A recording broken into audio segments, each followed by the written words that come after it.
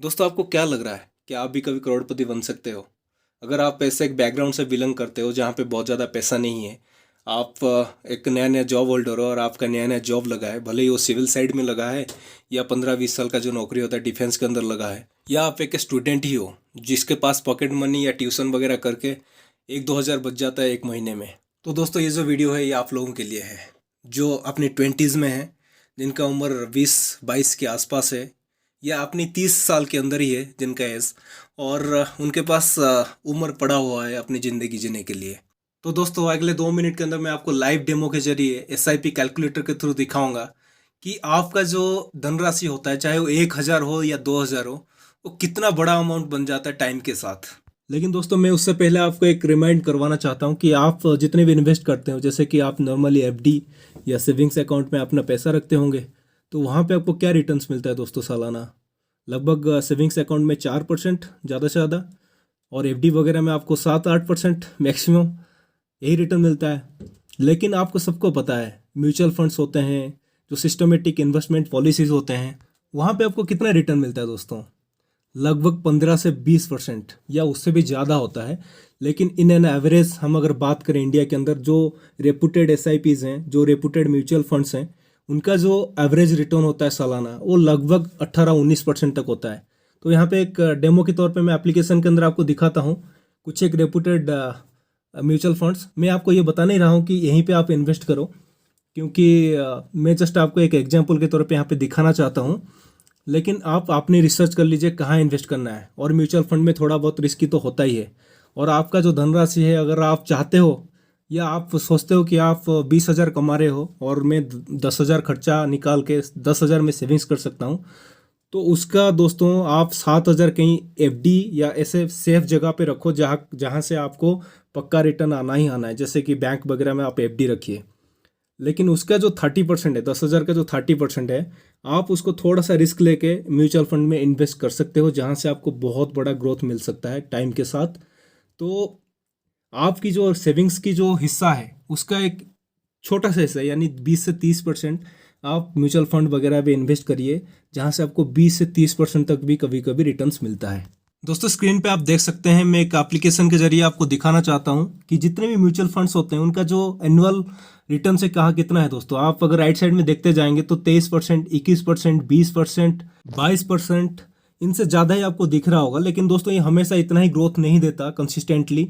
हो सकता है आपको ज़्यादा भी ग्रोथ दे सकता है, हो सकता है आपको कम भी दे सकता है। टाइम के साथ ये मार्केट के ऊपर डिपेंड करता है। तो यहाँ पे हम एक एक्सिस की म्यूचुअल फंड को स्टडी कर रहे हैं। यहाँ पे आप देख सकते हैं दिस फंड यहाँ पे 18% तक पर एनम ग्रोथ दे रहा है दोस्तों। ये मैं सारे एग्जांपल्स से इसीलिए दिखा रहा हूँ कि आपको एक कॉमन नॉलेज आ जाए, जनरल नॉलेज आ जाए कि एसआईपी से रिटर्न कितने मिलते हैं। तो लगभग आप यहाँ पे देखें 18 से 20% तक रिटर्न्स आते हैं यहाँ पे। तो यहाँ पे मैं बहुत ज़्यादा कुछ म्यूचुअल फंड के बारे में टेक्निकल बात नहीं करूँगा। आपको बहुत ज़्यादा वीडियो मिल जाएंगे यूट्यूब के अंदर, आप जाके वहाँ से चेक कर लीजिए कि म्यूचुअल फंड्स होते क्या हैं और ये लोग कहाँ इन्वेस्ट करते हैं दोस्तों। मुझे बस आपको एक एग्जांपल के तौर पे जनरल व्यू देना था कि म्यूचुअल फंड वगैरह से रिटर्न्स कितने आते हैं, ताकि हम एसआईपी कैलकुलेट आगे करने वाले हैं जहाँ पे हम इस इंटरेस्ट रेट को डालेंगे। देखिए दोस्तों, ये एक एसआईपी कैलकुलेटर है। बहुत आसानी से आप एसआईपी को कैलकुलेट कर सकते हो और इसको आप गूगल प्ले स्टोर से डाउनलोड कर सकते हो। तो यहाँ पे हम क्विक एसआईपी कैलकुलेटर को यूज़ करेंगे। तो यहाँ पे हम अपना जो इन्वेस्टमेंट है पर मंथ, उसका हम सबसे पहले 1,000 रुपया यहाँ पे देखते हैं। हम अगर 1,000 रुपया पर मंथ इन्वेस्ट करते हैं, और जो इंटरेस्ट रेट आप देखे थे दोस्तों, जहाँ पे आपका सेविंग्स की जो इंटरेस्ट रेट होता है वो 4% पे रहता है, और एफडी वगैरह के 8% पे रहता है। यहाँ पे हमारे जो म्यूचुअल फंड्स हैं वो कितने हमें दे रहे थे दोस्तों, आप पहले ही मैं आपको चेक करवा रखा हूँ। तो आपको 15, हमें तो 20% दिख रहा था, हम 15 से 18% पे यहाँ पे कैलकुलेट करेंगे। और हम टेन्योर देंगे दोस्तों यहाँ पे सबसे पहले 5 ईयर्स। अगर दोस्तों हम 1,000 रुपये पर महीना 18% इंटरेस्ट रेट पे 5 साल के लिए इन्वेस्ट करते हैं, तो यहाँ पे हमारा इन्वेस्टमेंट जो है वो 60,000 होता है, और हमें मैच्योरिटी वैल्यू जो है 94,000 करीब मिलता है दोस्तों। सेम चीज़ को दोस्तों हम यहाँ पे 10 साल पे ले जाते हैं। तो देखिए दोस्तों, यहाँ पे कितना बड़ा मिरेकल आ गया है। आप यहाँ पे 1,20,000 इन्वेस्ट कर रहे हो और आपको 3,09,000 मिल रहा है यहाँ पे। दोस्तों, वही सेम हम 1,000 को और ज़्यादा टाइम देते हैं, अगर हम इसको 20 साल पे ले जाते हैं दोस्तों। यहाँ पे देखिए दोस्तों, कितना बड़ा आपको अमाउंट में फ़र्क दिख रहा है यहाँ पे। आप सिर्फ 2,40,000 इन्वेस्ट कर रहे हो, लेकिन यहाँ पे आपको मैच्योरिटी जो वैल्यू होता है दोस्तों, आपको 19,31,000 मिल रहा है। और दोस्तों वही 1,000 की इन्वेस्टमेंट को अगर आप हर महीना 1,000 करते गए और इसको और ज़्यादा टाइम दे दिए दोस्तों, आप सीधा 30 साल तक इसको इन्वेस्ट किए, देखिए दोस्तों यहाँ आपकी 1,000 यहाँ पे 1,04,00,000 बन चुका है दोस्तों, जबकि आपका जो इन्वेस्टमेंट है यहाँ पे 3,60,000 है बस। तो ये दोस्तों होता है कंपाउंड इंटरेस्ट का जो मिराकिल होता है दोस्तों, ये है। आपको अपने पैसे को टाइम देना ही पड़ेगा। तो दोस्तों अगर मान लीजिए आपके पास अभी इतना टाइम भी नहीं है, क्योंकि आप मान लीजिए आपके 20s में है, तो आप 1,000 अगर साइड में कहीं इन्वेस्ट करते रहे तो आपको आपकी जो 50 साल की उम्र में आपको 1 करोड़ मिल जाएगा, ऑब्वियसली मिलेगा। मान लीजिए अगर हम अपनी अर्ली 30s में हैं, यानी हम 28, 29, 30, 31 साल में हैं और हमारे पास काफ़ी पैसे हैं जो हम इन्वेस्ट कर सकते हैं, तो हम 1,000 नहीं, हम यहाँ पे 2,000, 5,000, 10,000 इन्वेस्ट करते हैं हर महीना। मान लीजिए हम यहाँ पे 5,000 तो इन्वेस्ट कर ही सकते हैं। तो अगर हमारा तनख्वाह 50,000 है, हम उसका 10% यहाँ पे 5,000 इन्वेस्ट करते हैं हर महीना SIPs में। वही सेम इंटरेस्ट रेट आपको 18 से 20%, कभी 15% हो सकता है, ये वैरी करता रहता है। और दोस्तों यहाँ पे हम इसको देते हैं दोस्तों 20 साल देते हैं। देखिए दोस्तों यहाँ पे आपकी जो 5,000 की इन्वेस्टमेंट 20 साल में लगभग 1 करोड़ के आसपास पहुंच चुका है दोस्तों, जबकि आप 12 लाख ही इन्वेस्ट किए हो। आपकी जो पैसा है यहाँ पे मैच्योरिटी पे 96,55,000 यहाँ पे आपको मिल रहा है। सेम चीज़ को अगर आप थोड़ी सी और 4-5 साल यहाँ पे दे दिए ना दोस्तों, देखिए दोस्तों यहाँ पे 2,25,00,000 रुपया आपके पास आ जाएगा। और उसी सेम इन्वेस्टमेंट को अगर वही महीने भर में आप 5-5 हज़ार रुपया इन्वेस्ट करते गए और इसको 30 साल तक आपने छोड़ दिए, देखिए दोस्तों 5,20,00,000। और अगर आप 40 साल के लिए छोड़ दिए दोस्तों, आप खुद ही देख लीजिए आपके पास कितना पैसा हो सकता है। दोस्तों अभी हम बात करेंगे लाइफ की रियल सिचुएशन के बारे में। अगर दोस्तों आपका नया नया जॉब लगा है, सिविल में हो या कहीं डिफेंस में हो दोस्तों, जैसे कि डिफेंस की जो जैसे आर्मी वगैरह का जॉब होता है, 15-17 साल में लोग करके ख़त्म कर लेते हैं अपनी जॉब और वहाँ से वापस आ जाते हैं। तो उन लोगों के लिए दोस्तों ये इन्वेस्टमेंट्स बेस्ट होता है। मान लीजिए अगर आप 40,000 कमा रहे हो दोस्तों, और आप सोचते हो कि आपके जो खर्चा है वो 20,000 है, आप 20,000 सेविंग्स करना चाहते हो, तो 20,000 का जो 60% है वो ऐसी जगह पे रखिए जहाँ पे आपको कोई खतरा नहीं है, मार्केट की कोई गिरावट की असर ना आए उसके ऊपर। यानी आप अपनी FD वगैरह में, या आप RD करवा सकते हो, या सरकारी जितने भी बैंक वगैरह वहाँ पे अपने पैसे रखिए सेफ जगह पे, जहाँ से आपको एक नॉर्मल 8-10% की 7-8% की जो इंटरेस्ट रेट है वो मिलते रहे।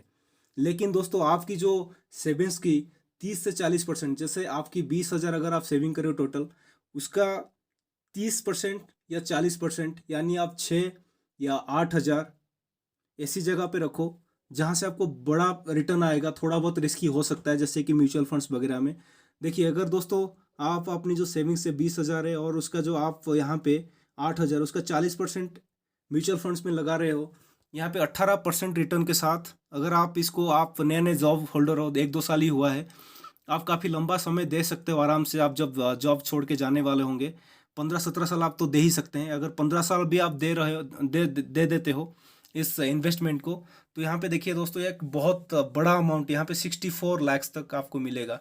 और सेम चीज़ को आप थोड़ा सा और टाइम दे दे तो 18 साल के लिए दोस्तों यहाँ पे 1 करोड़ क्रॉस कर रहा है आपकी सेविंग्स। अगर सेम को अगर 20 साल और दे दिया, अगर और 2 साल ज़्यादा दे दिए, तो 1,54,00,000 यहाँ पे आपको मिल जाएगा दोस्तों। तो आप जब भी नया नया जॉब होल्डर, जैसे भी आपके साथ छोटे भाई होंगे, गांव में कोई बच्चे का जॉब लगा है, कोई 17-18 साल की बच्चा है जो फौज में भर्ती हो जाते हैं उनको, लेकिन दोस्तों फाइनेंशियल मैनेजमेंट की कोई तरीका ना कोई ज्ञान होता है, वो अपने पैसे को इधर उधर ऐसे ही वेस्ट करते रहते हैं। तो उनको समझाए दोस्तों, अगर आप इस वीडियो को शेयर करोगे तो आपकी कोई भाई का भी भला हो जाएगा। कम से कम आप अपनी जो कर्पस है वहाँ उसको ऐसी जगह पे इन्वेस्ट करिए जहाँ से आपको बड़ा अमाउंट के साथ आपको ऐसा एक रिटर्न आए, तो आप ज़िंदगी भर के लिए कोई परेशानियाँ ना रहे। दोस्तों मैं यहाँ पे बताना चाहता हूँ, मैं कोई भी फाइनेंस एक्सपर्ट नहीं हूँ। मुझे जो पता है, मैं जिस तरीके की इन्वेस्टमेंट्स करता हूँ, बस उसी को मैं आपके साथ शेयर करना चाहता था। यहाँ पे मैं कोई भी म्यूचुअल फंड की कोई भी फंड्स को यहाँ पे आपको रेकमेंड नहीं कर रहा हूँ कि आप वहाँ पे इन्वेस्ट करिए। आप खुद अपनी रिसर्च करिए, उसके ऊपर आप खुद देखिए यहाँ पे रिस्क क्या है, रिस्क फैक्टर क्या है, और खास करके म्यूचुअल फंड काम कैसे करते हैं, ये बेसिक ज्ञान आपको होना ही चाहिए। सबसे पहले ये चीज़ सारा स्टडी करिए, फिर अपनी जो फाइनेंशियल डिसिप्लिन को उसको मेंटेन रखिए दोस्तों। और आप सबसे बड़ी टाइम बात है दोस्तों, आप अपनी पैसा अपनी 1,000 रुपये अगर इन्वेस्ट भी करें उसको ज़्यादा टाइम दीजिए, और आप ऐसा इन्वेस्टमेंट करिए, ऐसा छोटा इन्वेस्टमेंट करिए ताकि आप उसको लंबा टाइम दे सको। अगर आप अपनी जो कमाई है उससे बड़ा हिस्सा एक इन्वेस्ट करें लंबा टाइम के लिए, आप कभी भी नहीं कर पाओगे दोस्तों। इसलिए सबसे छोटा हिस्सा एक लंबा टाइम के लिए इन्वेस्ट करिए ताकि उसके ऊपर आपके लोड ना होए कि कोई प्रॉब्लम आए उसको मैं सबसे पहले उसी को निकालूं। नहीं दोस्तों, आप अपनी जो कमाई है उसका सबसे छोटा सा हिस्सा ऐसी जगह पे इन्वेस्ट करिए जहाँ पे आप उसको लंबा टाइम दे सको। और जो कंपाउंडिंग इंटरेस्ट होता है दोस्तों, ये सारा टाइम की चमत्कारिता होता है। टाइम ही यहाँ पे सबसे बड़ी फैक्टर होता है। आप 1,000 रुपया यहाँ पे इन्वेस्ट करके 1 करोड़ बना सकते हो, लेकिन आपको सबसे ज़्यादा टाइम यहाँ पे देना पड़ेगा। मेरे हिसाब से अगर आप नए नए जॉब में हो तो आप यहाँ पे अपनी शुरुआती समय से ही इस चीज़ पे इन्वेस्ट करिए, इस चीज़ के बारे में पता करिए, अपनी फाइनेंशियल नॉलेज को बढ़ाइए। जैसे कि गांव में फ़ौज में नए नए लड़के भर्ती हो जाते हैं 17-18 साल की, उनको पता ही नहीं होता दोस्तों कहाँ पैसा रखना है, क्या करना है, और 15-17 साल तक ऐसे जॉब करते हैं और वहाँ से आके फिर उनके पास बहुत ज़्यादा कर्पस इकट्ठा नहीं हो पाता, वो परेशानियों की शिकार होते हैं। इसलिए अगर आपके कोई छोटा भाई है, घर पे बेटा है, उनको समझाइए, वीडियो को शेयर करिए ताकि वो लोग अपनी नई जॉब के समय नई उम्र से अपनी जो फाइनेंशियल डिसिप्लिन उसको मेंटेन रख पाएँ, और ऐसे ऐसे ऐसे जगह पे इन्वेस्ट करें जहाँ से उनको आगे जाके और टाइम से यानी 10-15 साल के अंदर बहुत बड़ा एक अमाउंट मिल जाए ताकि वो लाइफ में बहुत कुछ कर पाएँ, अपने सपनों को पूरा कर पाएँ। तो दोस्तों, यहाँ तक था एक छोटा सा इन्फॉर्मेटिव वीडियो। आशा करता हूँ आपको पसंद आया होगा। Please subscribe my channel and click the bell icon for quick updates. मैं ऐसे छोटे छोटे इन्फॉर्मेटिव वीडियो बना के लाता रहता हूँ। Thanks for watching, love you all.